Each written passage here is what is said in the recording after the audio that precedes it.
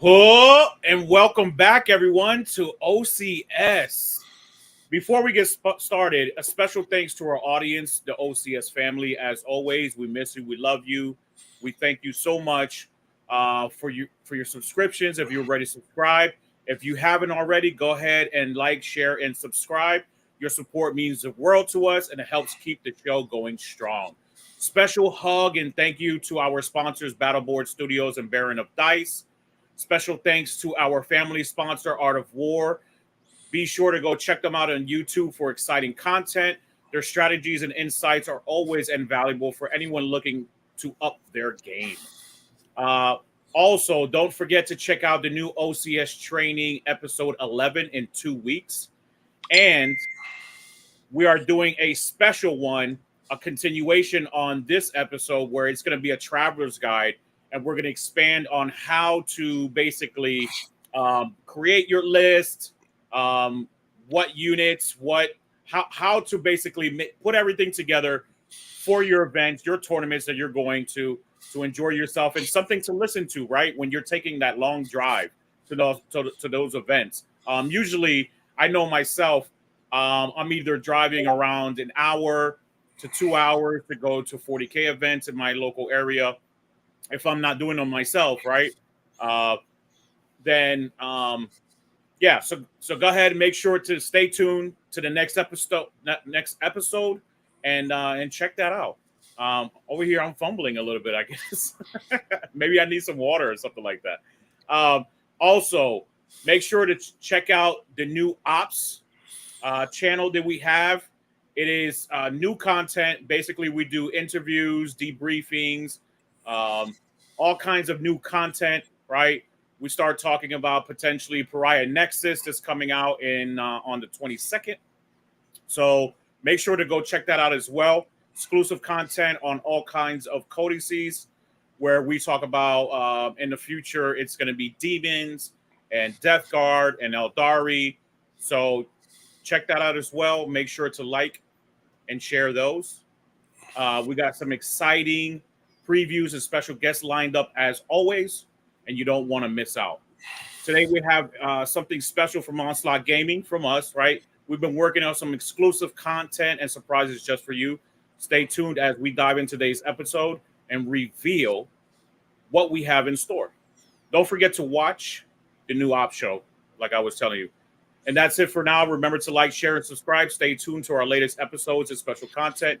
Until then, keep gaming and stay awesome, OCS family. And what's up, Matt from Almost Functional? How you doing, brother? How's everything going? I'm How's your doing good. day? How are you?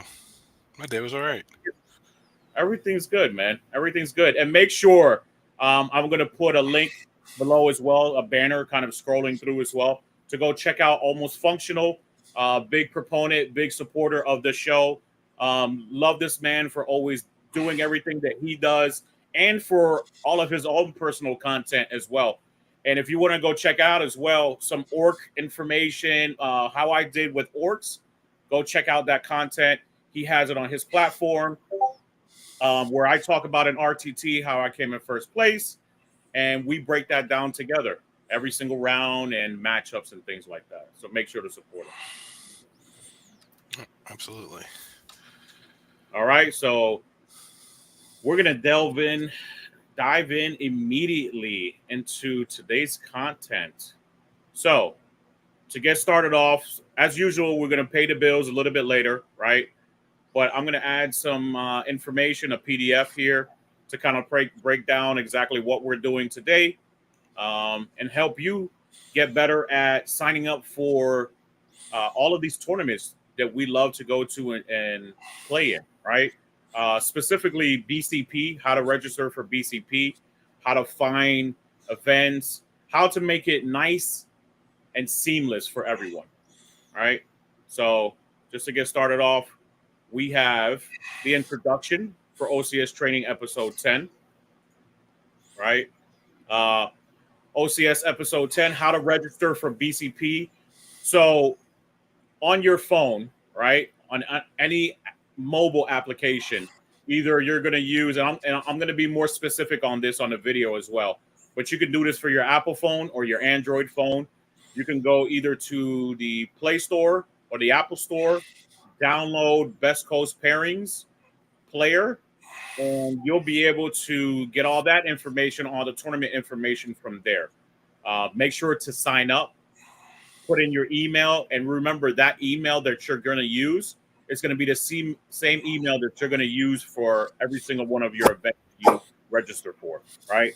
So download that on Android or App Store, select the event that you're interested in, and follow the registration process. Sometimes it might involve having to pay an entry fee if applicable, right? Um, Most of the times, you usually don't. Um, if you do have to pay a fee, just make sure that you're guaranteed to go to that event. Just a little bit of inside tips, right? Make sure you're going to be able to go. A lot of people get busy in life. We know we all have families, we have obligations and things like that. So, but here goes the video, and then we'll continue on to the PDF here shortly. And we're going to break down exactly what it is to register on BCP. Hey, how's everyone doing today? And welcome to Onslaught Gaming 40K, OCS Episode 10. And today, I'm going to show you how to register and find an event on Best Coast Pairings. If you're on PC or laptop, please type in bestcoastpairings.com. Or if you prefer mobile, you can always download for your iOS on the Apple Store. Or if you have an Android system, please download on Google Play. Then we're going to go ahead and click on Find Event. Under Find Event, you'll see an events listing. Location can be either online or any location. For today's purposes, it's going to be any location because we want to be there physically. There is a start date, end date, and you can manipulate those dates, put the parameters in that you need. But for today's purposes, we are going to use it for Crucible, which is September 6th through the 8th, by clicking the end date. A drop-down window will appear. We're going to go ahead and put September 9th, as I like to put it a couple of days after the event, just to make sure to populate everything that's going on that weekend. Then please select the game system. You're going to see an option for game system. Now there's a plethora of different game systems available for you to select, but for today, we're going to select Warhammer 40K. Also a section for event name. Optional, you don't have to actually put this. Also the number of rounds, just in case you only want to do a limited amount of rounds or GTs or majors.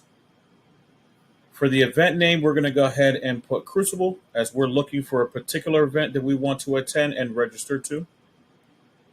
Once you've clicked search or enter, you'll actually find the events that you're looking for.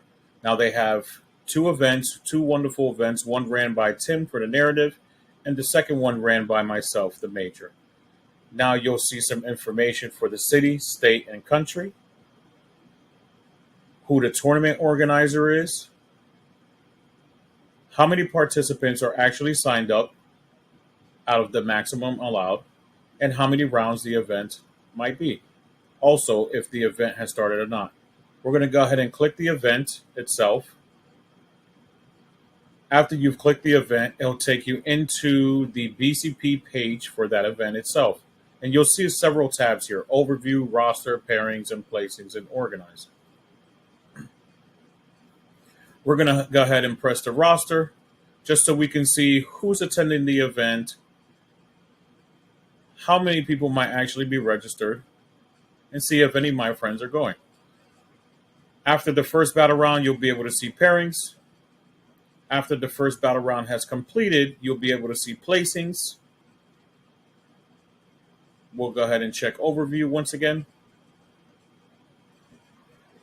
In the overview section, you'll see that it'll tell you the genre, game system, the name of the event, when the event starts, the location. Now this is hyperlinked, so you can always press it and it'll take you directly to like a Google's Maps or whatever your preferred one is, and you can find your directions there.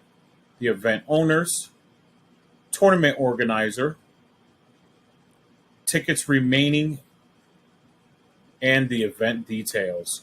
Now, it's pertinent to remember the event details gives you everything you need to play in that event.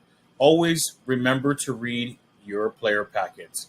All that information in there needs to be adhered to and would behoove you in most situations to not get a yellow card or 10-point deduction. Now, let's try to register for this event. Under register for this event, you'll see the player registration. You'll need to type in your first name, type in your last name, type in a club if you have one available. You don't have to, it's optional. And most importantly, use the player email that you use to register for Best Coast Pairings. Type it in here, click the little box, last thing, click register. That's it. It's really that simple. There's nothing else to it. I hope that this video today has helped you all. Yeah. All right. So we're back. So hopefully that video did assist everyone in understanding exactly how to register on Best Coast Pairings. Best Coast Pairings is an amazing application, has an amazing team of support. They're always around if you've ever been to a Games Workshop open event. They're there in-house helping out to facilitate the actual event itself. They have a wonderful customer service system. Basically, you get in contact with them and they're ready to rectify any issues that you might have if you're a tournament organizer yourself. I know they've helped me out immensely, so shout out to Best Coast Pairings, BCP, Paul McKelvey, individuals like that. Love you guys very much. Thank you for everything you guys do. For what I've heard, not to get too completely personal, but they do this all in their own time, right? Other than the donations that they get and funding that they get to open up. Basically, if you pay, I think it's still $50, right, Matt? On an annual basis, but it's $50 on an annual basis, and basically you can see any event, you can see any army list and things like that. So, for example, DreamHack put on by the wonderful JD over the weekend, you could see that event army listings today, right after it's already happened, or during the time you're watching it, and say, "Oh, okay, like I want to see what that army list is all about." See if I can build something similar, especially if they won, right? So you can stay in tune with everything going on. And I believe it is $50, right? I do like monthly. I think it's like $5 to $6 a month. I'm sure they might have a yearly price, but they have a monthly one too. Yep. Okay. Nice. So yeah, for those of you who can't do annually, just do it monthly.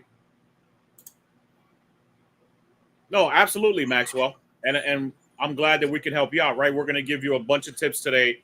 And like I said, on the next OCS episode 11, it's going to be a traveler's guide. And basically, it's going to give you a lot more information on how to build your list, how to prepare for tournaments and things like that. We're going to go in deep dive exactly to all of the details. So make sure to stay tuned and watch that. As always, thank you very much, Max. And don't forget, Max, I know I've forgotten to message you.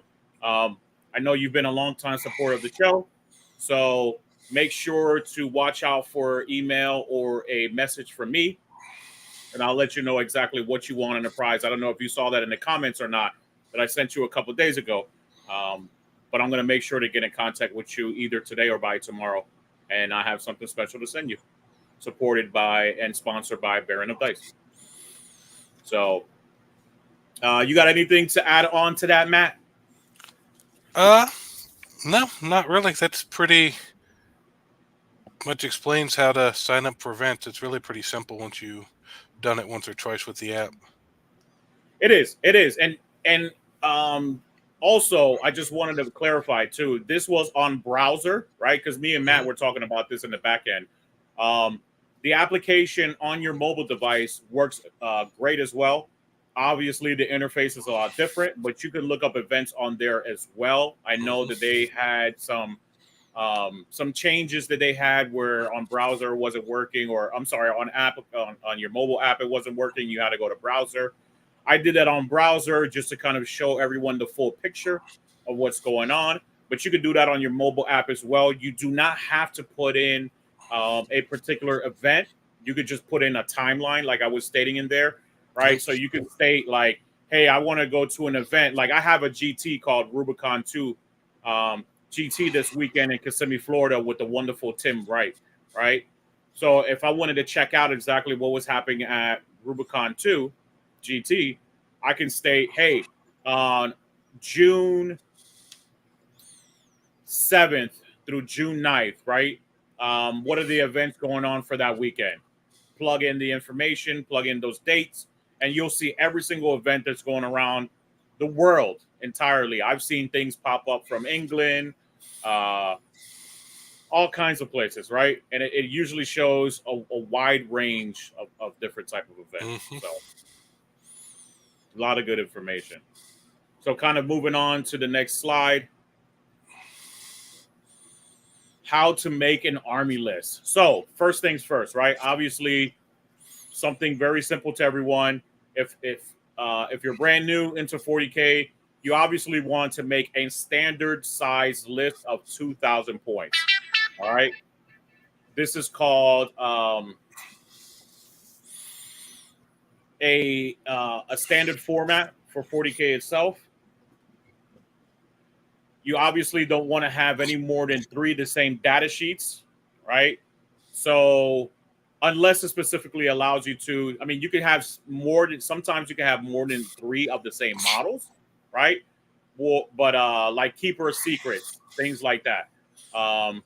You can have 3 of those that cannot be grouped into more than a unit of 1. So you can only have 3 of those in your list, and then you can have a Shalaxi on the side as your 4th Keeper Secret. But because she is a character, an epic hero, she can only be used once in your entire army list for 2,000 points. Mm-hmm. All right. But that's kind of a way to kind of circumvent the way of how you can get more than that type of data sheet, right? Also, no more than 6 battle line and dedicated transports. Don't forget that your dedicated transports, once you start the game, has to be filled with something in it. So you have to have a unit in it unless explicitly detailed otherwise, right? So you could have 6 Gray Hunters, right, from Space Wolves, since they're battle line. Or our Blood Claws battle line now too, brother? Yes. All right, so 6 Blood Claws, right? And then you could have 6 Rhinos, or 6 Rhinos, and then put up to 12 models, I think, or 11 models into them. Actually, I think it might be 10. Is it really 10 only now? Adam, I haven't run a Rhino in a while. I know some of them are limited to how many models you can put in because it affects putting characters and stuff in there. But Yep. Okay. All right. I know at one point it was 12. At one point it was 10. I'm not 100% sure what the current capacity is for Rhino. I haven't run one in a while.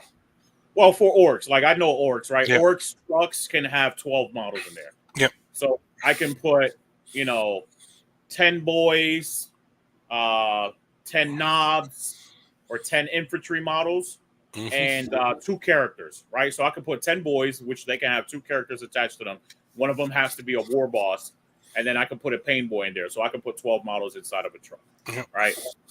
So that's a good example of one. Also, make sure that you don't have more than 3 enhancements in your army for Strike Force. So it's 2,000 points, and it's called Strike Force, right? Which is the standardized most of the time. It's usually the standard for most tournaments, right? And those 3 enhancements cannot go on the same character. They can never go on an epic hero either, right? I don't think there's any stipulations or any conditions where an epic hero could ever take an enhancement.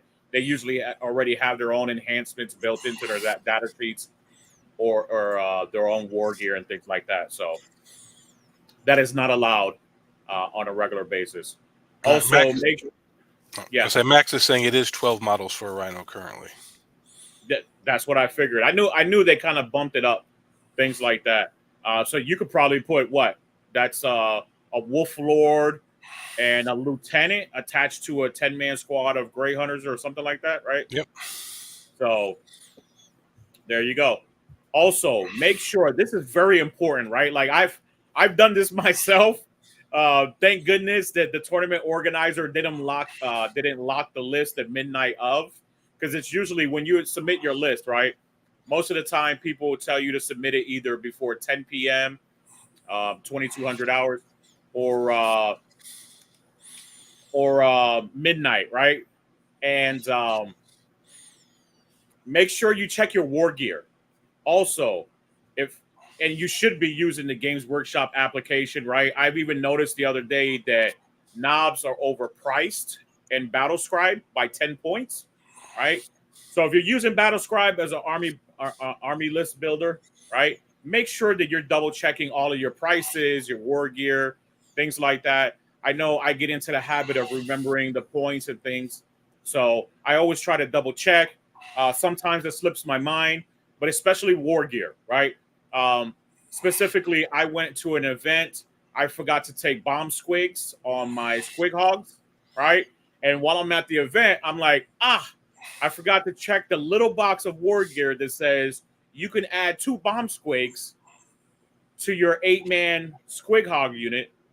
And I lost out on that opportunity of having additional war gear that does mortar wounds, right? For those of you who don't know what bomb squigs do, basically you just select a target within 12 inches. On a 2-up, you do D3 mortar wounds, right? That's pretty big, right? Especially that you don't need line of sight. That bomb squig can literally go through walls and all kinds of things, so it breaks a lot of the rules of the game. So make sure that you're always double checking your war gear, making sure that you're taking everything that you want to take on that unit, right? Sometimes you don't. For example, on my trucks for orcs, I don't usually take wrecking balls. The reason I don't take a wrecking ball is because it creates a extra dynamic piece that can be fired upon on a tournament, right? So I don't put it on there, and I obviously don't model it with it as well, right? You never want to model for advantage. You never want to have something on there that isn't actually on there, or vice versa. Yeah. And it's one thing if you're doing practice games or going to like a small local RTT, but if you're going to like a GT or a major, try to make sure your models actually have the correct warrior on them. Your opponent should be able to look at your army and see, oh, they have missile launchers, and you're not like, oh, well, technically they're Meltas in my list. Like your opponent should be able to look at your models and know what you're about to attack them with. They shouldn't have to try to remember what you're proxying. Exactly. Thank you for that, Matt. And also make sure to copy and paste from the GW application. I'm always going to put out, and I'm always going to shout out GW, the application itself. I think it's better. Obviously, if the GW application is faulty or incorrect, which I have never seen it to be the case, right? Knock on wood, right? I think there's a few times early when it first dropped, but since then, yeah, I think they've been fairly good about keeping it. I think so as well. Like I was pointing out, right, on Battlescribe, I was literally looking at a list online and someone was sharing the orc list.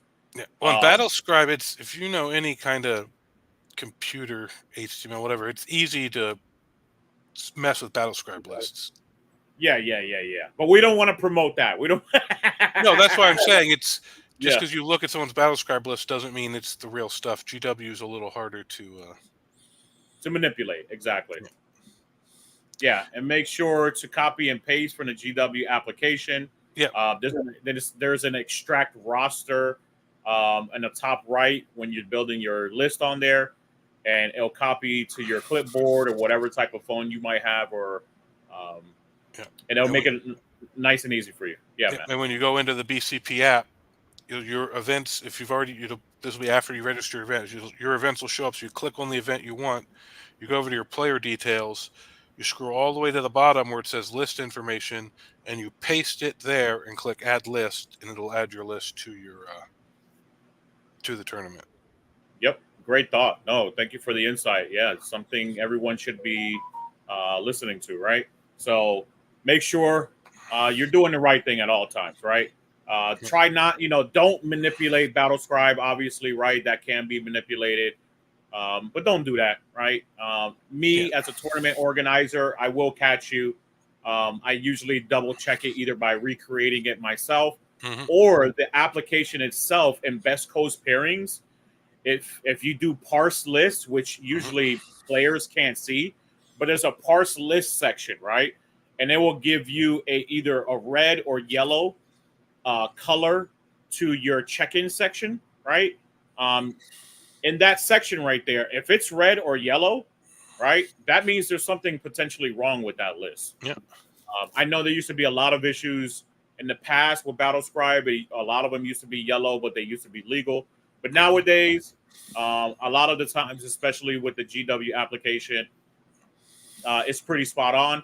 So if I see something, that's usually a red flag to me to check out that list and make sure that I get everything fixed, Well, right? especially if you're going to a larger event and you're trying to do well. If you're doing well with something, people are going to be looking at your list and scrutinizing it, so you're going to get caught. And if you're going Yes. somewhere not expecting to do well, then why are you cheating in the first place? Yep. All right. Oh, look at this. We got Nick in here. Hardworking man. Bring him in. How you doing, Nick? Hey, what's up, guys? How you doing? Good. How All are right, you? all right. Say hello to the peoples, Nick. Hey, glad I could join in. How's everyone doing tonight? They missed you. That's what it was. They missed you. They love you, Mhm. man. They love you. Me and Matt been killing Yeah. it. We've been Yeah, killing bro- it. yeah, brother. Breaking down. We've been breaking down everything for the people, letting them know exactly how to register for BCP. We're kind of on page. We're on page 3 right now, so we're just finishing this up, talking about copy and pasting from the GW application and submitting on best coast pairings. So on to the next page. So page 4. Make sure to read the event details, right? Like this is a very important one, as I detailed on the video, right? There's usually player packets. If you want to call it a player packet in the definition of packet, what I do for my events, like the GT coming up this weekend, or Crucible, which is a big convention, 124 participant major, right? I did a player packet for that one, but there's usually a player guide that I'll do in the description sections and best coast pairings, right? Yeah. Which is equivalent to a player packet. It's just not a packet in the sense of the definition, right? But it usually gives you all the information right there, like I'm telling you, right in the player details under the overview. And it's Yeah, technically go ahead. it's event details, not player details. Player details will be your army list and your army. Under overview, it'll be under event details where you're going to find all this. There you go. There you go. So you'll find it in there under the event details itself, right? And make sure to go check that out. Adhere to all of the rules on there. Obviously, if you have any questions for the tournament organizer, there's a section in there as well that you can email your tournament organizer through Best Coast Pairings, right? So it makes life very, very easy for you. In the event details section, you'll find all the rules needed to play at that event. And this is event specific. So, like Matt was kind of talking about before, right? With war gear and things like that, there's a thing called what you see is what you get. It's called WYSIWYG, right? Make sure that everything is proper on there, right? And these can be specific to certain events, right? Some people are more lenient. Some tournament organizers might say, hey, you can have whatever on there. You can have a Hasbro toy as your demon prince or something like that. If that's allowed at those events. Usually it's not. So make sure to adhere to those rules. Read all the details in the event details section. Yeah. And Make any sure- major proxies or stand-ins get approved by your TO before you show up, because it just feel bad if you show up and then you don't get to play with a full 2,000 point army because you brought stuff that isn't allowed. And base sizes is a big one too. I know that there's certain armies have like confusion about base sizes, so always check with the TO, I think.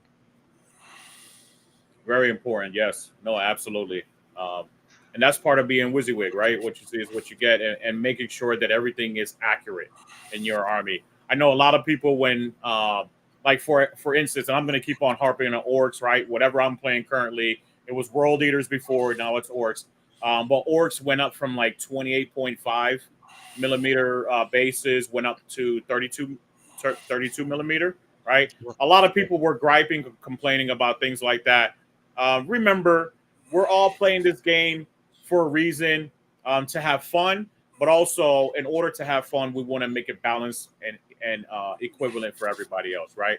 So we want to make this an equal experience. It's not only for your pleasure, right, and for your fun. It's for your opponent as well. So make sure that all of your stuff is always accurate as best as you can. Once again, like Nick said, right, and Matt said, get in contact with your tournament organizer if you don't know, if you feel like you're off, or go to the Games Workshop website for that exact model, right, and the box set, and it usually tells you right on there. 9 times out of 10, it tells you right on there the base sizes. Yep.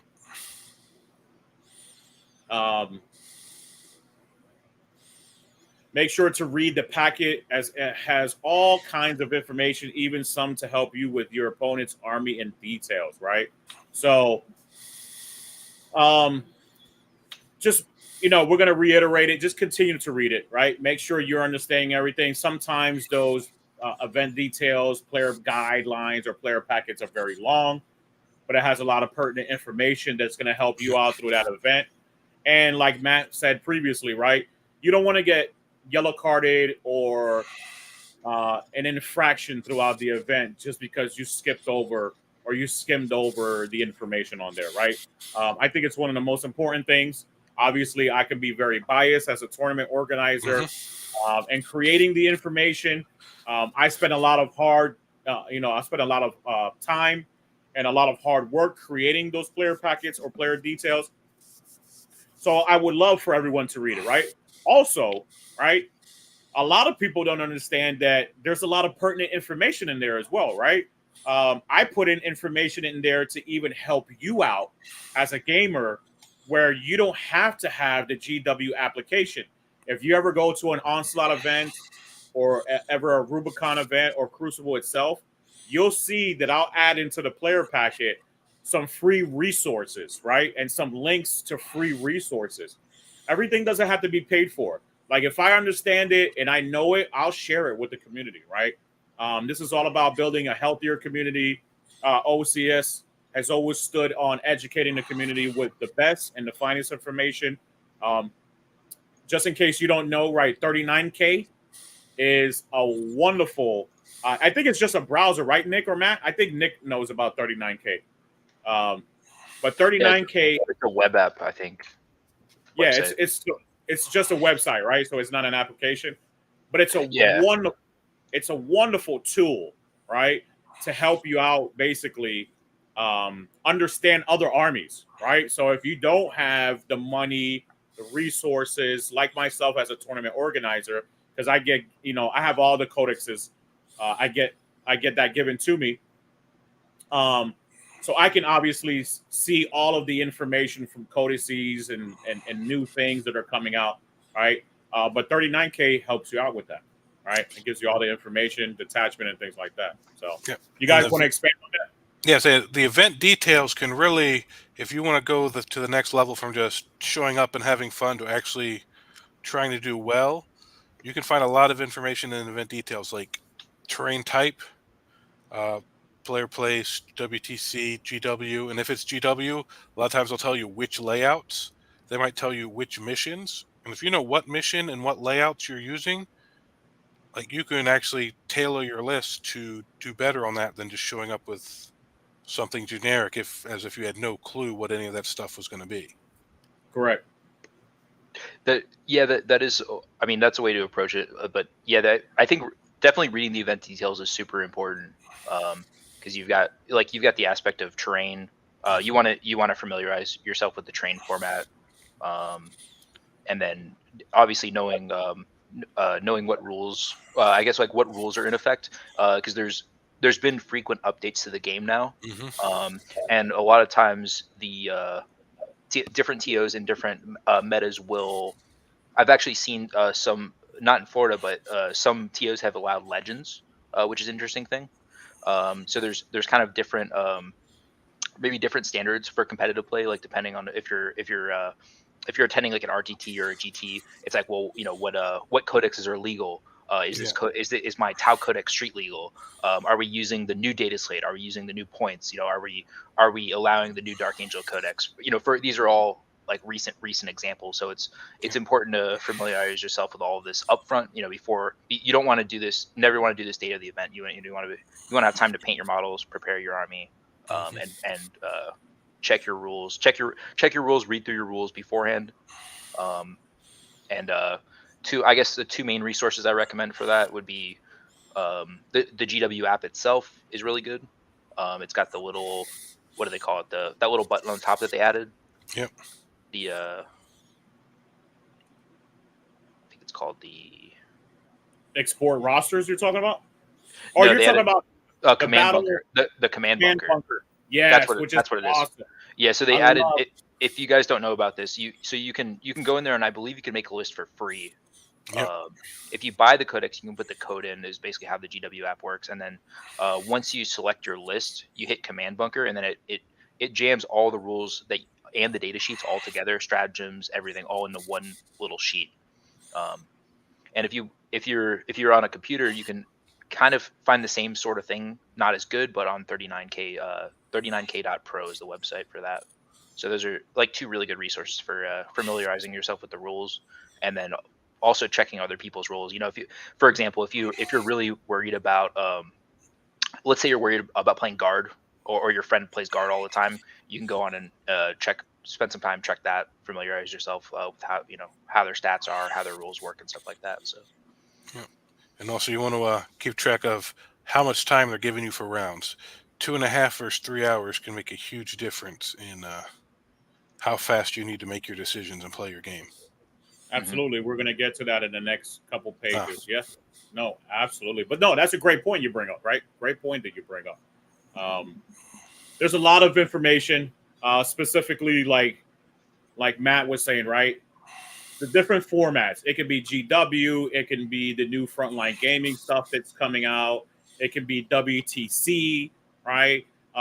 Make sure you understand exactly what you're getting into. Also, right? And I'll kind of continue on with Matt was saying about the formats, is that it also creates a different meta, and it creates different list building as well, right? You might get more into a shootier meta, depending like player place. Like some places might still be running player plays. Me and Matt were talking about that before the show. I didn't know people were still doing that. I thought a lot of people were going to start transitioning into the new stuff. But if you're still playing player plays, right, that might have more shooty angles and abilities to put more shooty armies and do better with shooty armies, right? WTC, that stuff is so dense. Everyone knows, like, you bring a close combat army, you're probably going to do pretty well on WTC. And GW, I always like to say, me and Nick has talked about this before, GW is kind of in between, right? It's kind of good for both, right? So I think it's a happy medium for the both. And whatever you play, none of them are bad, right? We're not shooting shots or any of them. But I think all of them are amazing. I think you just have to remember that when you go in there, be cognizant of that and then create your list based on that, right? Like I was telling a tournament organizer over the weekend, and me and Nick went to a tournament, had a great time. I think Justin's in the chats. Yeah, Justin's in the chats as well, talking about it, who actually took first place. And I was telling the people there, I was telling the guys there, I was like, hey man, like the missions are a particular way, so you can tech into the missions as well, right? So, and build particular lists around that. So back in like 5th edition, Dark Side was one of the big spots to go for tournaments down in Sarasota. Yeah, when Yuri used to do that. And Yuri just sent me a friend's request the other day too, man. Awesome guy. Well, even before Yuri, Brian had people in there running. Brian was running events down there for a long time. Like they had Kurt and I used to go with Josh. We'd have 4 tournaments. Each weekend had one. We'd have Anthem games. We'd go out to Coliseum. We'd go down to Dark Side, and we'd go to what's the one in Tampa? Armada. Like those are the only 4 tournaments, and they had it spaced out. So every weekend we had a different tournament to go to. Yep, I love it. Yeah, no, I love it. I know we've had our little fun in the sun as well. Me and you and David. Yeah. We go to different events and stuff like that. So yeah, and make sure to stay tuned next week, in 2 weeks, sorry, rather, for the players guide. So you can listen to us talk about what we've done before, right? How we've went to events with buddies, loaded up in the cars and shared gas money and things like that, right? So it gets real fun, especially when you start going out to like an ATC. I know Nick is going out to ATC, stuff like that. Good times. Yeah. So get prepared for all of those great times with your friends, right? And this is what we do it for. I'm going to go ahead and pay the bills real quick before the lights get shut off. So give us 1 minute, exactly 1 minute. We're going to run a quick commercial, and we'll be right back. Now with a word from our sponsor, Baron of Dice. Baron of Dice is your one-stop shop for premium wargaming dice. Our dice are made with premium resin materials and colored dyes. Each die is hand-mixed to the desired result and then carefully swirled with 2, 3, or 4 colors in a silicone mold before being laser engraved with a wicked symbol and finished in a matte or gloss polish. There are no imperfections in our dice, no balancing issues, no micro bubbles or mold lines. This is the difference between. You can, quite literally, feel and hear a difference with our dice. Whatever game you play, whatever style your team or faction rocks, we're sure to have something to elevate your game. With over 500 styles and over 4,000 customer reviews, welcome to the best dice on the planet. Now back to our show.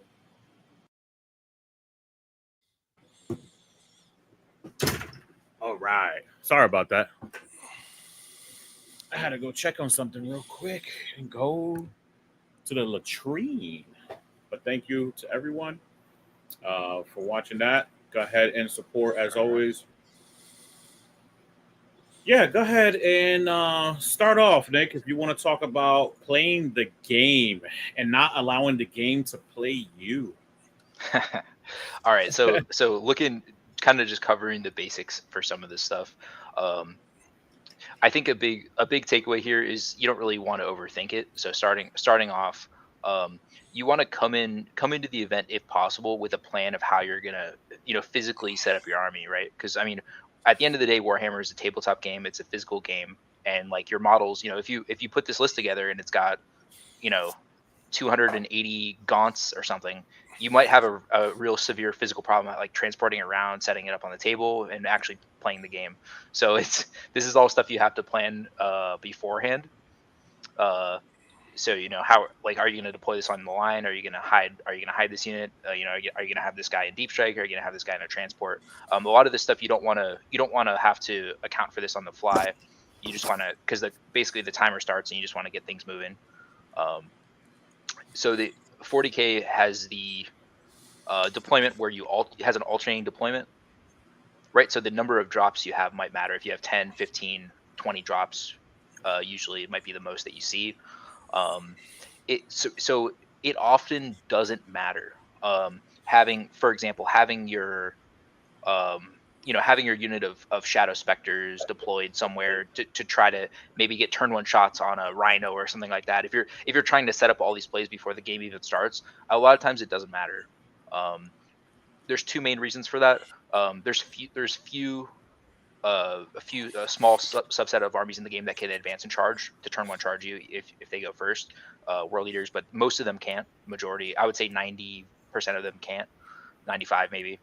The other thing is, as far as being shot, this is army agnostic. As long as you deploy your stuff behind the terrain, you can't be shot. Once again, that's applicable to about 99% of armies. There is a couple things that can do that. There's like you can have a 32-inch Magnus fly over and shoot you if they want to. Probably will never see that happen, but generally this is just core, I would say core 40K knowledge. Deploy safely, have a plan for deployment, Stick to your consistent plan and have a precognition, have a plan going into it. Yeah, and if you know what terrain and possibly what missions, I would advise practicing deploying at home or at your local store before deploy for certain matchups. Like, all right, I think they're shooty, deploy defensive. They're more combat. Just practice deploying in how you go so you don't block your own units in from getting to the places they want to be your first turn. That's right. Yeah, that's called the parking lot. That's another big thing you want to avoid. It's actually, to me, it's terrifying. One of the worst. So in this edition, they actually cleaned up these movement rules, Mhm. but you really want to avoid if you're someone so it affects vehicles and monsters, right? If you're going to be playing, guard, maybe Space Marines, maybe Tyranids like that, they have lots of monsters. Demons is another one. Especially for things that don't have flying, like guard tanks, chimeras, Lehman Russ, stuff like that. You really want to have your stuff set up in a way where you can avoid the parking lot, because yeah, I've seen it happen before. Especially it happens to newer players, and it could be a very quick way to lose the game. Because Yeah. if you can't move out to move on objectives, you're just giving your opponent free points. Your army will sit back. It can't affect the game. It can't score you points, and then you'll lose even quicker, regardless of how much damage you're dealing. Yeah, because I've seen people do it without even thinking. You put one unit in front, and then you have a unit that moves faster, so you'll put it behind it. You just think, oh, they're faster, they'll get places. But by the time you move the other unit, a lot of times they're both trying to sit in the same spot, and so you have to choose which one kind of gets left behind. Exactly, yeah, and the I would say the core takeaway here is, like, you want to be able to play your game, and don't focus so much on what your opponent's doing or what they might do or what they could do, because a lot of times, as long as you have your game plan in a good place, then it won't matter. It will matter very, very little what they're doing. Yep. Again, Um, try to be decisive in your decisions, because you sit there for 5-10 minutes, think about something. Most of the time, your first thought normally probably was the best idea anyway. Yeah, go with your gut instincts. Yep. Yes. Go with your gut Because if you're instincts. that unsure of what's happening, then you're still going to be that unsure after you sit there for 5 minutes. So just do what you think and learn from it if you're that unsure of what happens in certain situations. and it can be difficult. It can be difficult with the learning curve for a newer player, and it especially feels bad Mhm. if you play a list and let's say you hypothetically set up your whole army on the line, and then your opponent's playing Tau and you lose a lot of models on the top of one. It can feel really bad. Keep in mind the train, even with the GW format, the train doesn't always permit you to hide your whole army. If you have too many vehicles, too many big stuff, big units, your footprint can be too large. The term used for it is footprint. A way to avoid this, there's actually 3 ways to have a smaller footprint. Strategic reserve is free. You can hold stuff in deep strike, and then you can have units inside of transports, which reduces your footprint as well. So those are the 3 main Free ways. but limited. Free but limited. 1,000 points for reserves. So, Yeah.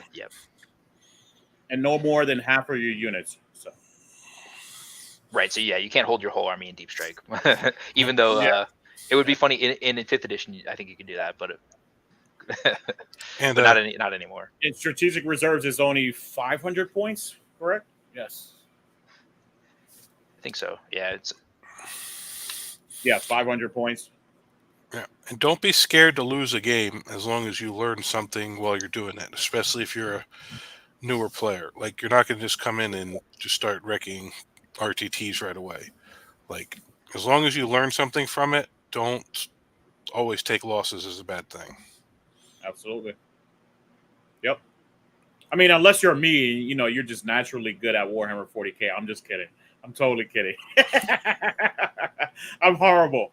I'm horrible at this game. Lewis is almost functional at 40K. Exactly. I think we have the wrong company names tied in, to the wrong people. I'm more of an almost functional type of person. No, we both are. That's the problem. Okay, me lesser than you most times. I mean, we can't all be Nick and know exactly what we're doing all the time. Exactly. No, not all the time. I'm Eminem, man. I always like to put myself down. But anyways, Yeah. go ahead, Nick. Continue on. Continue on. Where you at, brother? All right, so looking at number 3, I think we already talked about 1 and 2 basically. Number 3, play the game objectives and primary let the army play itself. If you play to smash, you'll lose sight of the goal. I mean, yeah. So you want to think about points. Like what this means is because like the way you actually win this game is just points. You know, it's like oh man, I killed. You could be like, oh, what a great game. You know, I killed 120 orcs. Like I definitely won this game. Well, no, because if the orcs just charged you every turn and ran over the primary objectives, and you didn't even put a single space marine on there, you're just gonna get blown out in points regardless of how much damage you actually did. So yeah, just the key thing with number 3 here is just think about your primaries, think about your secondaries. Something I recommend to do is like when you're drawing your secondary cards, your tacticals, you want to think right away, how do I do this? Is this even possible? And then tell your opponent how you're going to do it as well, because it's your turn, right? So generally, like it's totally open information. There's no there's no tricks. Like if you can score investigate signal or capture outpost, try to set it up earlier rather than later, because you got to tell your opponent, say I'm gonna try to score this capture outpost, and let's see how it goes. And there's a certain like a risk assessment involved in it. So that's kind of more of a thing involving secondaries. But think about the points. Be cognizant of the points and the I guess the differential in points, right? Because it's another thing is like you have to consider if you don't walk in the objectives and then your opponent swarms all over the objectives, how do you get yourself out of that hole? Is it even possible to win if you let that happen for 1 turn? Is it possible to win? Probably. If you let that happen for 2 turns, is it possible to win? Probably not. So that's something you like really have to consider as far as when the scoring really starts on about around 2. Yep. And I know there's something. Oh, go ahead, Lewis. No, I was just gonna say, and Matt and Nick, how many times have we seen it? I've never been a part of it, but how many times have we heard or seen somebody get tabled and still win the game? Yep. Yeah, it definitely happens. It happens a lot. Drukari, fast armies. Well, I've seen it plenty of times too, where someone's kind of down and complaining early in a game and ends up winning because things swing the last couple turns. So just because things aren't going well, no, I'm not. I wasn't specific. David does it a lot too. I wasn't specifically referring to that one thing. I knew you'd say that, but no, I wasn't specifically referring to that. But I've done it. I've seen it done to me multiple times. Like turn 1 or 2, your dice are bad. Things like you just like, oh, I lost this. You get kind of, and then you end up winning the game. Like I know. Yeah, he does it a lot. But also, like Nick was talking about having a plan for what you're doing. That we'll go into that more in depth on number 11. But that also goes back to your army building.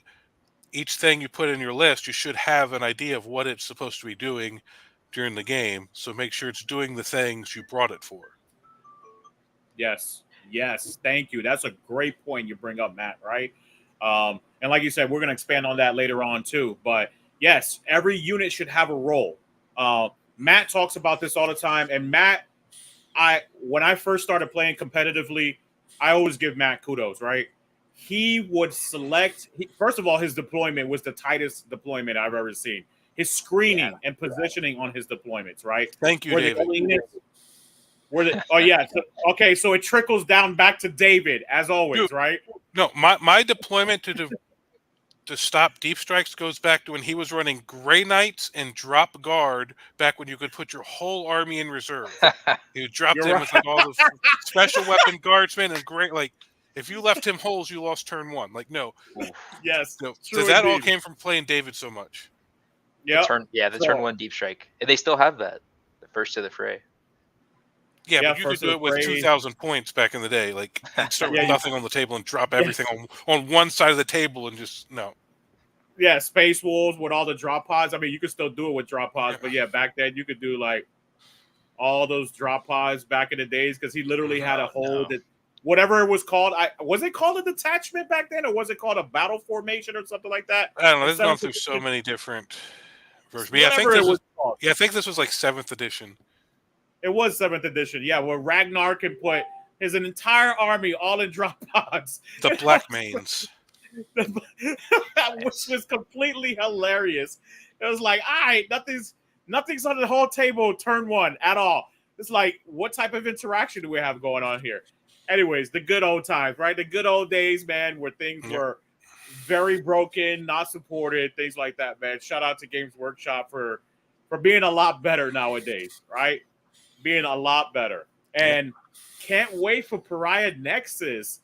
That's going to be exciting.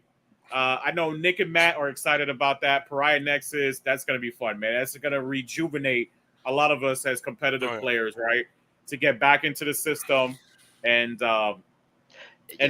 just have fun time. And we got the word from ATC now. So ATC is huge this year. So it's in Chattanooga, Tennessee, July 12th. Runs all weekend. They have like 8-man and a 5-man now. So they expanded to include 8-man as well. And they're allowing, so Pariah Nexus is live.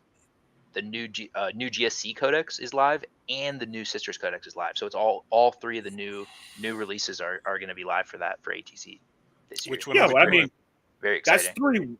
That's 3 weeks, right? Like all that drops like 3 weeks before the event, right? It is, yeah, but they had to amend their cutoff date because all the it was off by maybe like 1 day, so people are like, oh, how are you going to rule it? So they decided to go with all the new stuff. So what are we doing? The 5-man or the 8-man? I want to do the 5-man. Oh, I think I was cleaning out my chats, by the way, Nick. I think I dropped the group. I didn't mean to, just to let you know. I was looking for it this morning. Anyways, send me an invite if you guys are still doing that. If not, don't worry about it. But anyways, you guys, I'll let you guys answer this. Maxwell has a question for us.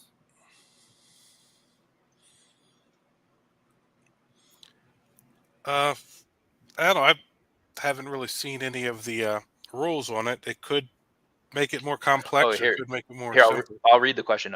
How do you guys think Pariah Nexus will refresh the competitive game? Will it increase in complexity? Will this increase learning curve? Yeah, I don't necessarily think it'll increase learning curve for new people because they'll just be learning Nexus instead of Leviathan. It'll be a little bit alerting for people who came in on Leviathan and really that's all they know. People from older editions, I don't think will have that much issue adapting to a new slight mission change. Yeah, and I think it's going to be a minor. I think it's going to be relatively minor. I'm not expecting them to do sweeping changes. The game is actually in a really good place right now. Mm-hmm. The competitive balance is excellent. The secondary deck is really good. Everything we've seen so far is basically minor. It's minor improvements, and then there some of the other stuff involves minor improvements to battle line, right? Because there's a concern that certain armies may want to take 0 battle line, and it seems a little. I think maybe GW doesn't like that sort of design space where the battle line just isn't present at all. So kind of the nuts and bolts, right? Like your space, your tactical marines, your intercessors, your maybe whatever acolytes. There's so many examples. Corn berserkers. So yeah, that might be the major change. A lot of armies will have to drop one of their other units to take 1 or 2 more battle line. I agree. Yeah, and I still think this is minor though. So even though there's like these improvements being made, I think they're going to continue down the same sort of path where you won't have any issue. It'll be like a nice little refresh to the game, but a lot of the stuff like should stay the same. Yeah, like 80-90% of your strategy can stay the same. Just have a couple new secondaries probably to play within. The missions objectives will move slightly to different spots and maybe some slight different, but for the most part, the game will stay the same. Yeah, I think it's just going to be adjacent to, right? Mm-hmm. I think it's just going to change. Right. Adjacent to, so a little bit of tweaks and things like that. I know they already stated like 6 of the missions are already going to stay the same way, or 6 of the secondaries, are going to stay the same. So you're going to see a lot of the old stuff in there, maybe a little bit of the twist, things like that. But they're They're going to keep investigate signals and capture enemy outpost. Yeah, I don't think it's going to increase the learning curve either. I think it's just going to be something new and fresh and new to learn, right? And and stay tuned, right? We're going to talk about that here in the future about Pariah Nexus. We're going to have multiple episodes on that, so stay tuned. So Jody, hopefully I'm saying it right, right? Jody, what if you're playing Space Wolves and the reason for all of your units is to charge the enemy and kill things? Yeah, of course. I mean, well, if they don't have you don't- models, they can't score points. Exactly. Yeah. And if your goal is to kill things, then kill things. You know what I'm saying?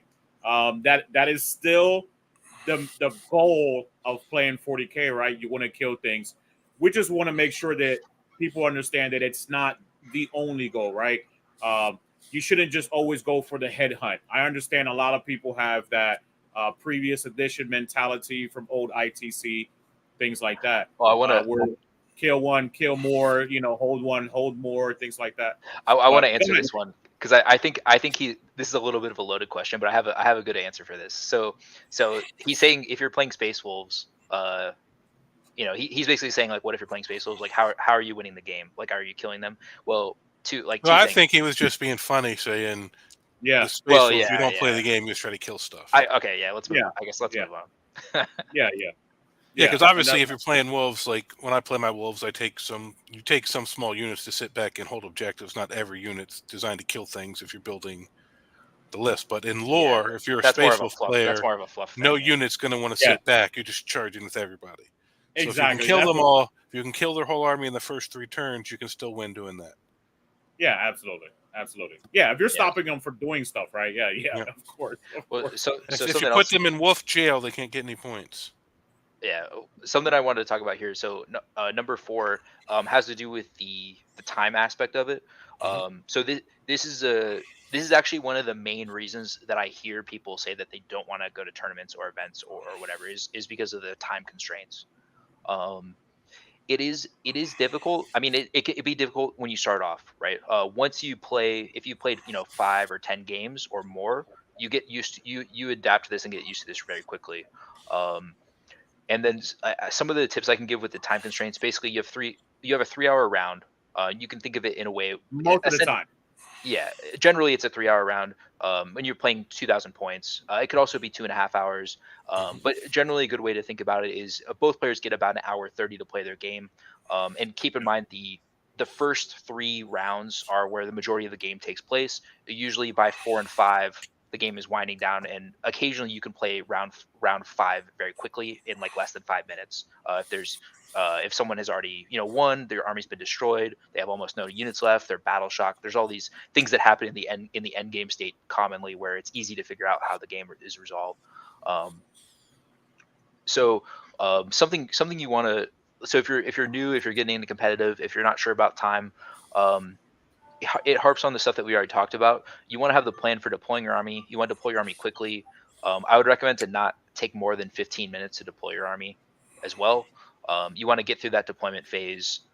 If you can do it in less than 10 minutes, I would say that's great. You want to have all of your stuff deployed, ready to roll for the first turn within 10 minutes. That's ideal because generally you're going to have more fun. You'll have a better conclusion to the game. The game itself will probably be better and more enjoyable for both players. The faster that things progress into that first turn roll off. You don't want to spend 30 minutes just talking about how busted Necrons are and how much you hate the new orc detachment. Definitely, you don't want to get hung up on that early game. If you're in the middle of the game, it's better. It might be better to talk about that, right? Because things are progressing. People are rolling dice. Try not to get hung up early game. Get your stuff deployed quickly, and then be concise about your setup. Yeah, and start planning your next turn during your opponent's turn. While they're doing stuff, be figuring out what you want to do, and when you get to your turn, be decisive. Don't have paralysis by analysis. Don't sit there, get in your own head, and just have too many options where you can't pick one. Yeah, and something else I want to touch on with this is there's an element of time parity with the battle round. So the rule, like as it says here, is if there's 10 minutes left in the battle round, basically meaning the round is not the battle round, but the Tournament round. round. Yeah, the tournament round is almost over. It's do not start a new round because one person would take their turn and then the other person would not take a turn. So, for example, player one might take their third turn, and then player two would not get the opportunity to take their third turn, meaning someone got a whole extra turn, which is just it should never happen. Basically, never a game should never freeze in the middle of a battle round. It should essentially always conclude the battle round. So you have to just be if you do get in a slog game that's taking a long time, that's grinding out. You just want to be aware if you're going first or going second, and talk to your opponent. Make them aware that time is an issue, and try to figure out where it's going to end before you have 5 minutes left, and and then everyone starts flipping out. So. You should really be doing that at the beginning of the game, like especially usually if not 9 out of 10 times, 10 out of 10 times, and when I play 40K tournaments, right? When I talk to people on the table and it's their turn, I'm letting them know, right? And I'm not pesterizing them, or I'm not trying to annoy them or dictate anything, right? I just want to let them know that, hey, at the beginning of this game, it usually takes 5 minutes for us to kind of talk over what we need to talk over for our respective armies, right? 10 minutes each to deploy our armies. And then we should be jumping into our first battle round, right? Exactly. That should only take 20 minutes each, right? So now you're at 60, 70 minutes to an hour and 10 minutes between the first battle round and everything else, right? So by that time, we should be in battle round 2, if not sooner, already setting this up properly, and then having an equal amount of time to play out the game, right? Like, things go very fast. We understand individuals like myself who plays a semi-horde army, 90 models or so. I wouldn't call that a complete horde army. I would consider maybe 130, 120 models more of a horde army. But it's still a lot of models, right? The point being, it's still a lot of models. And you kind of want to talk about that, right? If you ever look at my player packets actually break down every player turn's time allotment. And I got that from Games Workshop. Even though Games Workshop does not restrict in their opens how long their game should be, right? Obviously, they don't want you playing an 8-hour game, but they do not state that you can use a clock, and they usually don't state that you have 3 hours in your round. They try to get you within those parameters, right? By letting you know that this might be the amount of time to play. Usually they give you enough time to finish out your games, especially if it's for podium, right? Positioning and stuff like that. Also, I kind of wanted to talk to you guys about this too, because it's pretty contentious, right? And I have my opinions on this. I know other people have their opinions on this. I'll be honest with you. I think my opinion is not that it's the right or the wrong way, but I think that it's because it could be the wrong way too, right? I think so, very much so. But I think that what can be very contentious, talking about the 10 minutes left in the game, is that a lot of people want to weaponize either the clock or the amount of time that's remaining in the game, and kind of stop it at a point where they're making sure that they win, right? And I believe that at any point in time that you use the clock and weaponize it for your benefit, right? This can be a contentious situation. Now, let me explain to you what I do, right? Basically, how I break it down is, at around 20 minutes, I'll start talking to my opponent. Matter of fact, a lot earlier than that, like I stated right at the beginning of the game. But about 20 to 40 minutes prior to that, depending what battle round we're in. Like, if we're in the 4th battle round and I know we're going to be able to get into the 5th battle round and play that out, I usually don't talk about it, right? But if we're in the 2nd or 3rd battle round and I know we won't complete the game out, I'll start asking my opponent, like, hey, we only had a limited amount of time. I probably won't get my turn. How do you kind of want to play this out? Do you kind of want to talk it out? I actually did that at an event that I went to a month ago, and I ended up losing. I did not take that at the slightest in the wrong way, because we only ended up playing 2 or 3 battle rounds, and we left basically on his battle round. I was winning if we would have done like dice down exactly at the time and things like that. I kind of wanted to talk it out. We still rolled dice all the way into the end and trying to figure it out, and I ended up losing. Now, I don't want to put anybody in the spot, but I'm just letting everybody know, right? Like, that's one of those things, first of all, as an individual and my morality and my pride, right? At the end of the day, this is still a fun game, right? Either win or lose. Second, it is not always about the win. That is not why I played the game. The winning is tertiary to everything else than why I play the game. First of all, if I'm playing a game against Nick, it's because I want to have a pleasant, great game against Nick. I want to be able to learn Nick's CSM army, or I want to play against Matt's Space Wolf army and have a great time learning his army. Win or lose. 100%. Right? But I've seen some people, right? Like I've literally had to yellow card and take people to the side and tell them. I've had to take people out of events and let them know that priority is not only about winning the game. We understand it's very important, right? But it's not everything that you have to live life for, right? It's a game at the end of the day. And if you weren't winning already at that point in time, where the time is going down, or you weren't cognizant of things, then that just means that in the future, you just need to be more aware of how to time manage a lot better, right? How to kind of talk and communicate with your opponents a lot better so they can time manage with you at the same time and they understand, right? And I did this over the weekend, and I did this to all three of my opponents, and I had no resistance whatsoever. They were aware of exactly what I was talking about because of my delivery system, right? The way that I was talking to them, right? I was like, hey, man, I might not get a chance to do my turn. That's fine. Let's just kind of finish it out, kind of talk it out and figure it out, roll some dice, whatever we need to do. And like I said, it's very contentious, but I kind of wanted to talk to you guys about it, maybe get Matt and Nick's opinions on this. Yeah.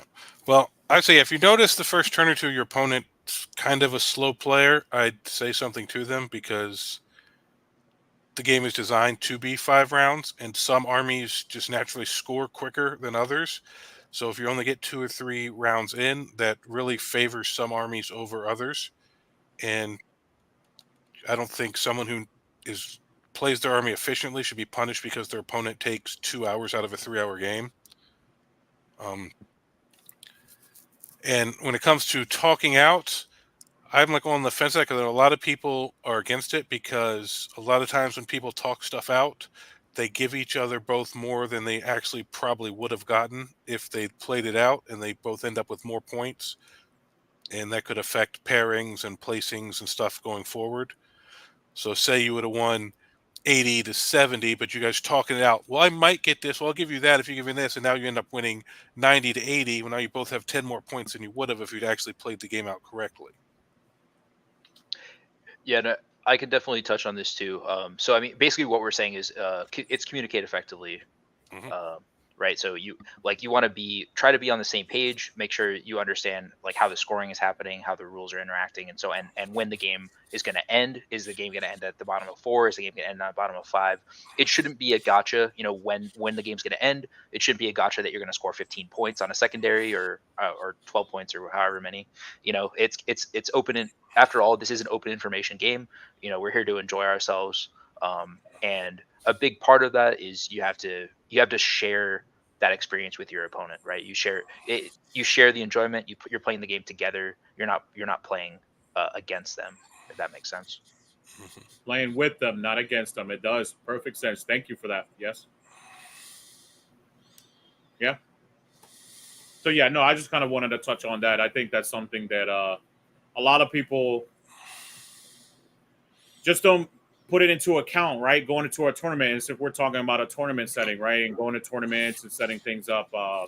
Just try to be as friendly as possible. Try to do what you need to do and have a great time, right? Like like Matt said, you don't need to talk out all the battle rounds, but maybe you talk out one battle round, right? Maybe you only got to battle round 2.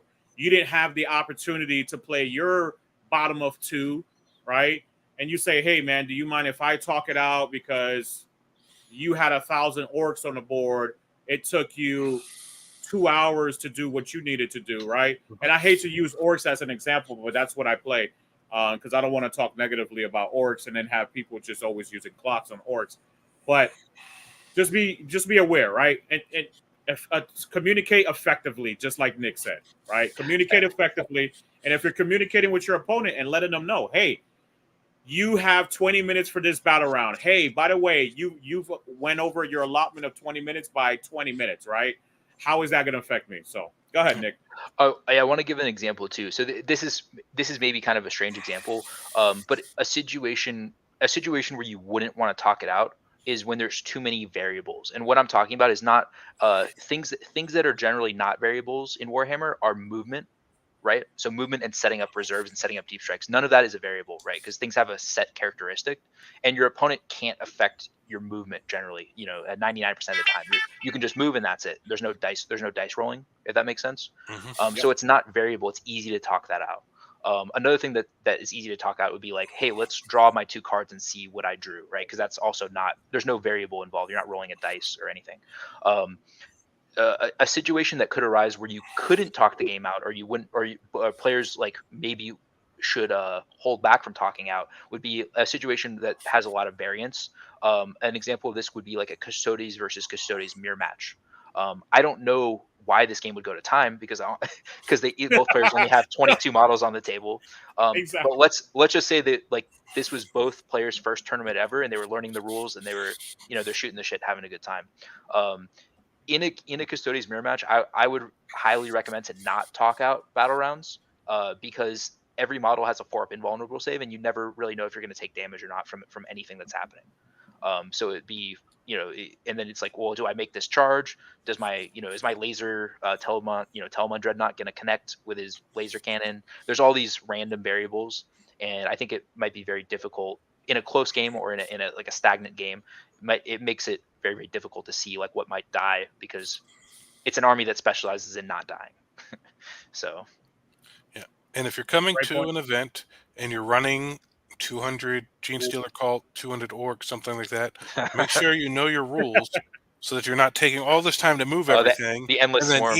And then each time you got to shoot with a unit, you got to look up their gun. Each time they shoot you, you got to look up your toughness and say, like, no, if you're bringing that many models, know your rules and be decisive in your decisions. Otherwise, especially if you're newer, because I know winning isn't everything, but we all come there to be competitive and to try to win games. So if you only get 2 rounds in and lose a game that you probably would have won, that's a feel bad for a experienced player against a newer player. So okay, so that's, you guys know what these are. So Yep. that's another one. So if you're playing this like endless swarm or this green tide, there's all these horde armies are like coming back now. I'm surprised that they brought them back, but here they are. I mean, I'm not saying you need to have these, but you need to conceptualize this. So so if you're setting up these 20 model units, you're basically when you start to move, you're going to measure the front guy like 6 inches or whatever it is, and then just shove it. Because if you're like please don't be that guy who's out here like, oh yeah, here we go, boop boop boop. Please don't do that. Yeah, because it's your responsibility to be able to play your army in your allotted time so that you guys can get 5 rounds in most of the time, but at least 4. If you're not getting 4 rounds in consistently, you really need to go back to assess how you play your army and how well you know your rules. That's right. Unless you're having too much fun. Like I've lost games because I've just, like Nick said, right? I'm just shooting the shit with my opponent, and we're having so much fun. I'm like, I lost it by 3 points. Who cares? I'm like, look, I had such a blast with you. I'm putting you in as best sport, right? We're not talking about you bottom table players, Lewis. We're talking about people who are actually trying to do well. All of my favorite games, easily, like hands down. I've like this edition's only been out for a year. I've played like all the best 40K. I've had like all my favorite matches have been in the last year, and every single game has been, I think, either a 1-point game or a 3-point game. And I can give you probably like 10 examples, all extremely close games. Win or lose. Some of them were losses. Yeah, I think all of 10th edition. I think I've only had 1 game at an event that didn't go 5 rounds. Like it's not that hard in 10th edition. Everything is a lot simpler. Mm-hmm. So what do you feel, Nick? We knocked it out of the park. This page right here, everything's good. Yeah. Oh yeah. Yeah. We can move on to the next one. All right. So what? Before we move on to the next one, and Matt takes the dance floor, we are going to pay the bills one more time with a wonderful sponsor. Love this gentleman, known him for many years. And we'll be right back. Turn this into an epic display. Hey everyone, I'm Lee the 40K Nomad, and this is my battle board in a box. The only display board you are ever going to need, and it will take care of all your armies. Let's open this thing up and show you how it works.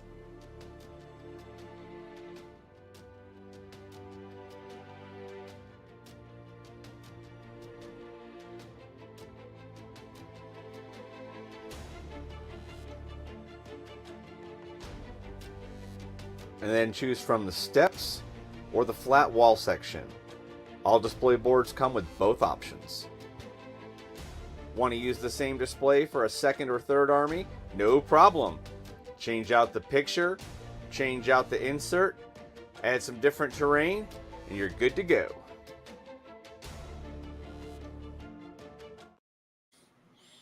Love that guy, by the way. Oh yeah, Lee's great. Wonderful individual. Also, if you haven't noticed already, excuse me, on the YouTube description section, he is doing actually $50 off on those battle boards. So please go make sure and check him out. Check out his website. You put in OCS 50, and you get $50 off your first battle board. So go check that out. They're wonderful. Let me zoom out just slightly. If you can see to my right over here, I have some sitting right here.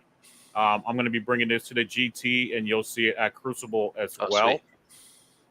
So get prepared for that. So Matt's going to take the final page. I think he has some great insight, some things to break down the end of it all, and take us home, baby. Come on, Matt. Yeah, so this is basically a rundown of everything we've already went through. So make sure to read all the pertinent information about the tournament, missions, deployments, times, and just all that stuff to help you know what you're getting into before you show up. Create your army list, design it towards the missions, know what each unit you're putting in is supposed to do, and then save it from whatever app you're making it on and submit it onto the BCP app in the player details. Plan your deployment. That was important, by the way, that you said, right? And if you don't mind expanding on that a little bit, since you brought that up, right? Plan your deployments out, right? And I think that's a great topic for you to kind of finish on. Yeah, so like I said, if you have a opportunity to know the deployment and terrain and missions, practice, because you want to have a general idea of how your army deploys. You can tweak it slightly depending on certain matchups and how your opponent deploys. But you want to know, like when I played Votan, I'd always deploy the 3 bike units first because they got a pregame move. So I'd always put them down, knowing they're not going to be here, just to try to see what the opponent does. And when I start deploying the rest of the army, leave holes to the left and the right of those units for them to jump back safely depending on what your opponent does. So don't put them out thinking, all right, I'm going to move them after, and then deploy the rest of your army where they have nowhere to move. Just little stuff like that. And then know where you want to go turn 1, where you want to go turn 2, possibly in certain matchups where you want to even be turn 3. So like have an idea of where you're starting, where you're going, and how you're planning on getting there. How would you do that with like Wolf Jail, right? Break it down to a little bit to the people, if you don't mind, Matt. How would you set up Wolf Jail in your mind for like battle rounds 1 and 2, and potentially 3? All right. Well, depending on the deployment and the terrain stuff, but a lot of times what you want to do with the Thunderwolf units is push them hard to the opponent's side of the board and kind of pin them in and make them deal with them before they can get middle and start scoring.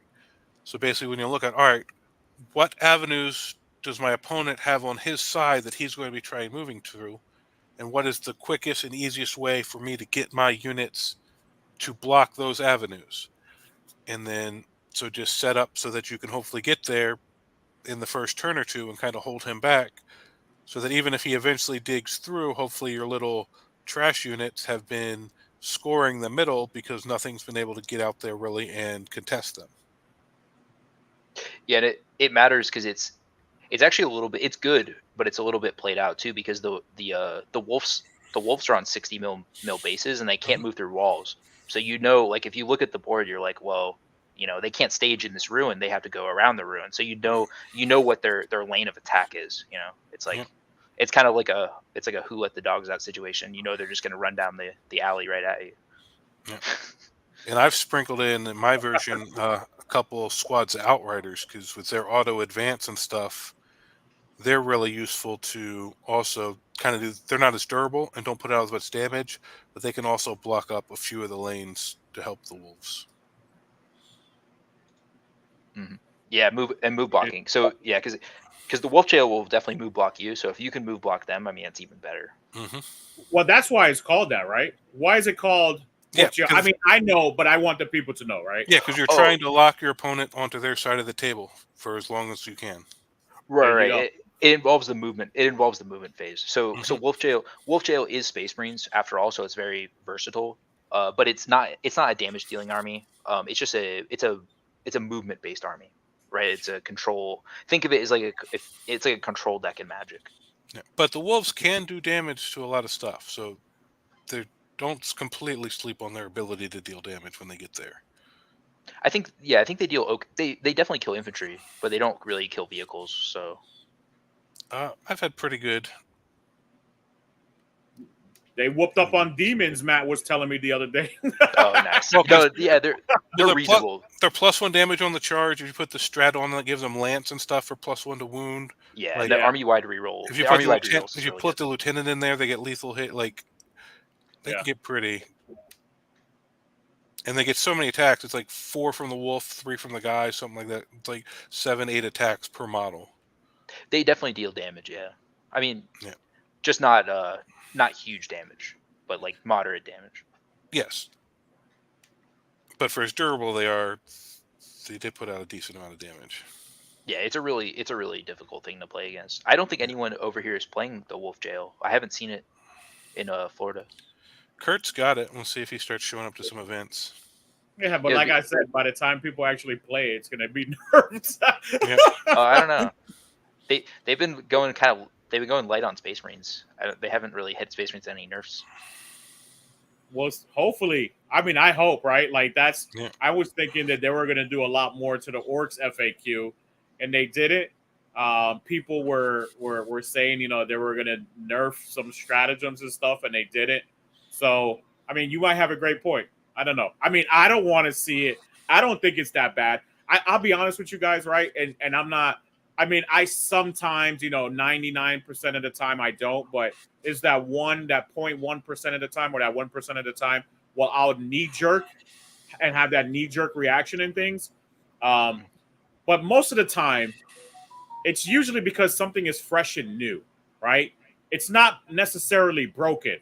It's not like Harlequins in 9th edition or Speed Freaks in 8th edition or 9th edition, whatever it was, when basically Matt created a meme of me where he was like, you destroyed your army while everybody was still in the deployment phase. Like, like those were hard times, right? Matt, and then Matt took Harlequins, never played the entire army ever, not one time in his life, went into a GT and went like 4-1. Yeah, my only loss was another Harlequin player who won the whole event, and I had one practice game with the army. Like they were stupid broken. Well, there's few armies in that level of damage, like killing someone in the deployment phase, I guess. Yeah. But there's few armies out there right now in this edition that have that level of damage. It still exists. Like I know the Thousand Suns can do it. There's a couple out there that are really scary. But generally, even for like some of these boogeyman armies like Tau and Orcs and some of the other ones, like they're still going to play 4 or 5 rounds. It's not going to be a turn 1 kill scenario. Yeah, that Speed Freaks just did that into night. It was just that was oh gosh. That was fun. Oh, no. I enjoyed it. We got a question from Maxwell. So he says, Hold how on are you one guys? second. There we go. How basically are you guys changing your list to cope with hordes coming back? So yeah, in general, you're looking for like volume of dice. So that could be things that just have a high innate attack characteristic. So that would be kind of like first base marines, chain swords, assault cannons have 6 shots. There's some guns that have like 8 shots. Stuff like generic-y stuff like storm bolters at rapid fire with 4 shots. So you're just looking to roll a lot of dice. That's generally what's going to kill the hordes. Yeah, my list I was Redeemers are back, baby. Redeemers are back. Yeah. Redeemer. Well, which the Redeemer? Land Raider Flamer. Oh my gosh! Land No, that's not that's killing everything. I mean, that's not Yeah. just killing hordes. But no, But my it makes list life actually much isn't easier. changing because I think the list I'm running does well into Horde.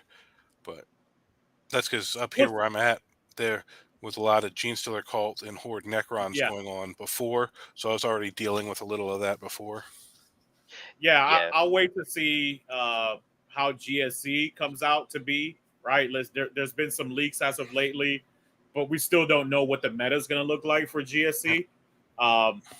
Depends on what they have and what we want to use to basically take away their effectiveness. Yep. For orcs, I mean, I guess you can tech into some stuff like Green Tide right now, but it's like Nick said, I just take more attacks, right? And pray to the dice gods. There's an interesting meta consideration there that I want to expand on as well. If you look at orcs, if you look at the armies that are the really good horde armies, you got your Tyranids, Endless Swarm, and then you've got like your orcs, Green Tide, right? So there's an interesting thing going on there because if you play a mirror match, like let's say that you're playing all the gaunts, you're playing the gaunt carpet, which is the what's it called, Tyranid, Endless Swarm, and then you go up against like your Synaptic Nexus or your Invasion Fleet, right? Your standard Tyranids that you'd expect to see.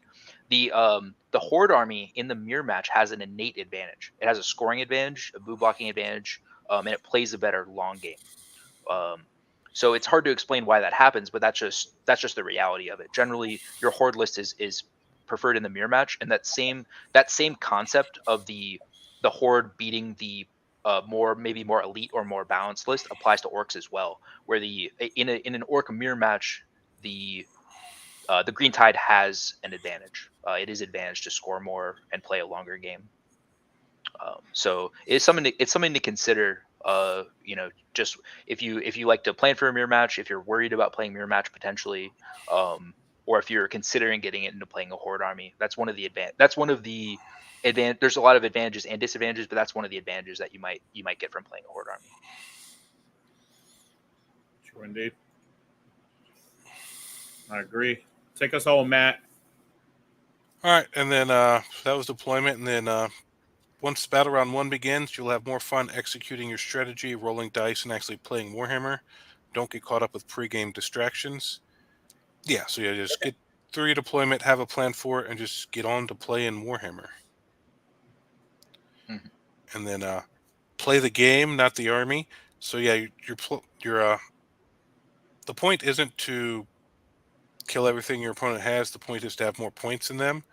So while you may have to change your strategy slightly based on the army you're playing, you should be assessing the game on how to score your points, not necessarily on how to defeat the other army. And to be worried about like your units dying, like because they have so much special attachment, or you have a special attachment to a certain unit because you painted it or whatever it might be, right? So some people like that. People play like that. Seriously. If you kill Ragnar, we're fighting, okay? Like, well, what I like to do is outside, out of the event. after. Just find their best paint. Look their army over for a minute. Find their best painted model, and then just make sure you kill that first. That's it works. It works every time. Worse than that, find the one that looks like they just built last night that they just bought. Exactly. Nothing's worse than the unit you haven't even got to try out yet dying early. Yes, It's always double ones on the charge. Yeah. You're right. You're right. Yeah. And then obviously play for the win, like, but play for fun as well. Like, don't, just play for the win. But obviously, if you're coming to a tournament, the goal is to win and see how well you can do with what you brought. But if you're losing or find yourself in a situation where it looks like you're going to lose, you're still there to have fun. You're still not at work. You're still not at home with the wife and kid. Like, still enjoy the experience even if you lose, but do your best to try to win. Exactly. I mean, I hate the term casual play, right? Like, and I know hate's a strong word, but I hate that term. I really do, because there is no such thing as casual play in 40K. There really isn't. You cannot play 40K today and jump into it a year from now. That is, the rules are completely different, as you know, right? As we know, Pariah Nexus is coming out. So you can't be playing Leviathan missions, come back a year later, and it's in Pariah Nexus, and then you're like, "Oh, I'm just going to casually play." No, it's kind of a different game. And the aspect of what? Go ahead, Matt. Yeah, so you can't casually play in an event, but if you and I are getting drunk in your garage, we can casually play. I would say that's more of a narrative, right? Like, I would play more into a narrative setting. But it depends. If we don't set up a narrative, it's just, hey, let's just kill each other. We can casually just freaking.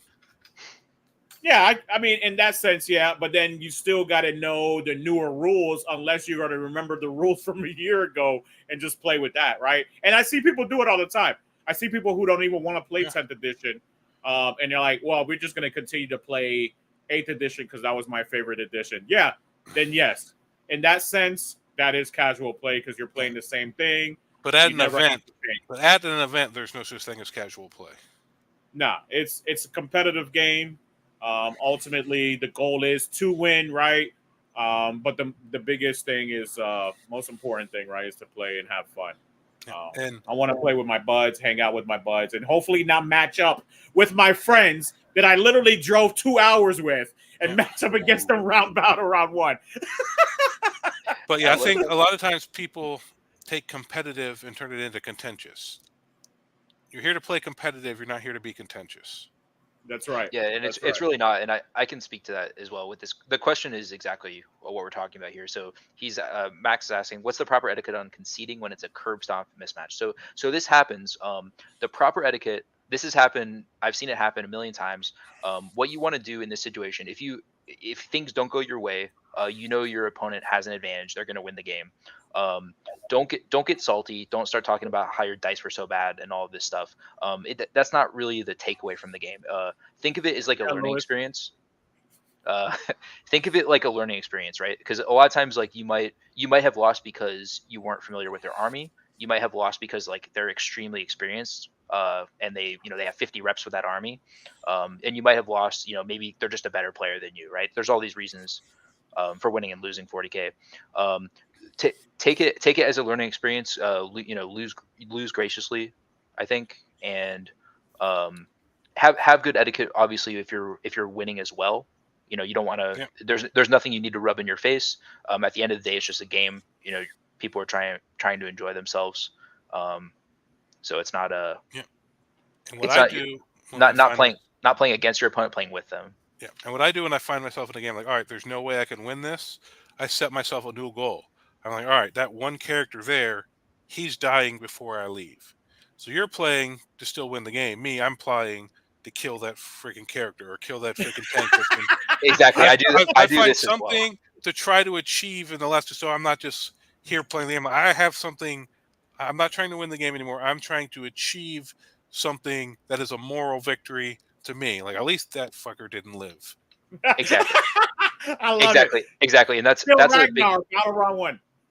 That's a big strength of Warhammer too, because like there's a lot of randomization, there's a lot of dice happening, so it's like you could really have that like epic showdown, like character v character, and then what if it's like, what if Ragnar makes all of his invuln saves? Like he's gonna do it all over again on the next turn. So they're like, it's still, even if you're gonna lose, like there's still a level of enjoyment and learning and communication that happens, regardless of the outcome of the game. Yeah, I mean, unless you're in a situation where you have 2 models left hiding behind a building and you're just complete. I mean, just play it out and just know that happens sometimes. Just you can actually ask. You can ask Go your ahead. opponent, what could I have done better? That's actually a that too. very, because that lets them know. That's actually that's the one thing you can say that will let them know that you're on the same page with them, like with what's happening, and you're not getting salty, you're not complaining. Ask them. You can ask them during the game, if you want to. If you feel comfortable enough doing that, you could ask them, what could I have done better? How could I have done better? Because There you almost everyone will give you some sort of valid Yep. response. And Yeah. if they're being a good opponent, they shouldn't. And if you're asked this question during a game, I wouldn't blow them off and write them off and just not answer the question. I would give them some valid answer. I think it shows a level, a high level of sportsmanship. Correct. And it shows a very high, good level of game etiquette. Every good player will answer that question. I'm just better than you, Nick. That's why I beat you. Okay. Well, Get No, good, noob. I'm saying like that's what a dick would say, right? Like, I'd be like, I'm just better than you.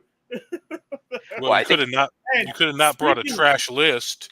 Oh, Exactly. And speaking of asses, why you got to do people like this, Nick? oh man, I don't even. Getting bad touched by Nick's World Eaters Those- was rough. Ooh, that was like the November. That was the November World Eaters. Before that was the old Master of Execution. That was like the 40 damage Master of Execution. Yeah, that was a rough time. Angron. What up, Carmelo? Carmelo says just draw the character with 200 Tyranids. Yeah, oh man, Tyranids. Oh my gosh. Ragnar's got this. Yeah. He used to have it when he had the index. I'm still crying and complaining. I'm forever gonna cry and complain about The COVID index Space was Wolf. gross. It was the best, man. It was the best Space Wolves. I wish they would have never touched it. Their codex better be just like that, if not better. Ragnar better have like a special Ryu, a Dukin roundhouse kicking type of special ability like he used to have, right? I miss those Space Wolves so much. So thank you as always. Unless Nick and Matt has something to expand on. Love you, Matt. Almost Functional. Make sure to go check it out. The link is right below, right on the banner, the scrolling banner below. Almost Functional. Go check that out. I know he's going to have some wonderful content for you very soon. As always, thank you very much, Nick. I know you work hard. You came on, jumped on the show right after work. Love you, brother. You are the man. Yeah, man. Thank you so much. And I have put in this PDF and the video for how to register for Best Coast Pairings for BCP in the YouTube link and on Twitch, of course, right? Make sure to download that if you need the information. Here's a resource page as well. The resource page gives you just about all the information for everything. It gives you the Google Drive. It gives you the Best Coast Pairings, Games Workshop application for both Android and Apple. And I was nice enough to give you 39K.Pro as well, so you can get all the information on all of the armies that you're going to play against at your event. All right? Enjoy, everyone. Make sure to like, share, and subscribe. See you guys next time on OCS 11. We're going to have something special in store for you all. We're going to have that Traveler's Guide, and we're going to expand on what we talked on today. So make sure to stay tuned. Yeah, guys, have fun at Grand Onslaught too. Huh? Incredible Hulk me. Bye, everybody. Bye.